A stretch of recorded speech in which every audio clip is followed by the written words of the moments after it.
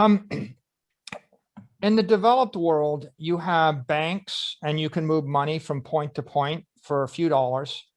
And you have Wall Street and you can buy assets like the S&P 500 index.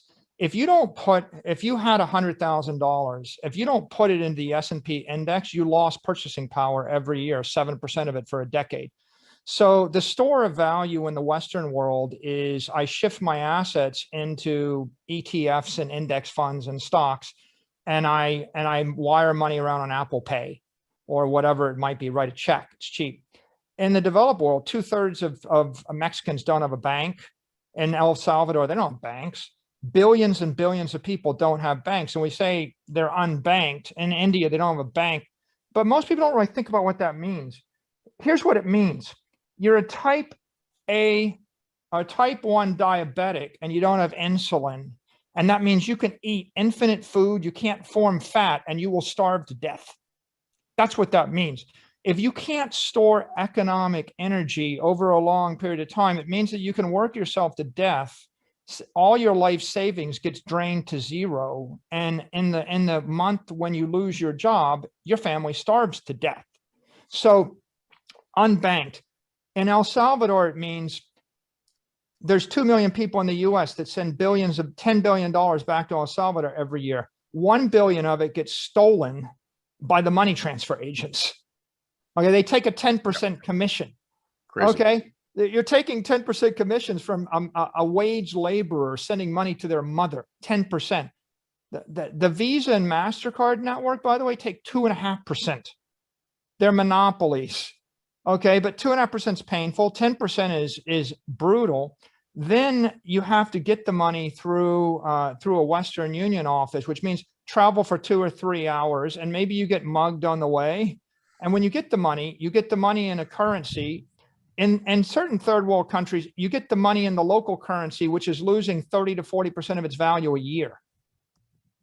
So I send you $1,000, you get 900, then you spend another 100 to get it. So you get down to 800. And then every month that goes by, you lose 50.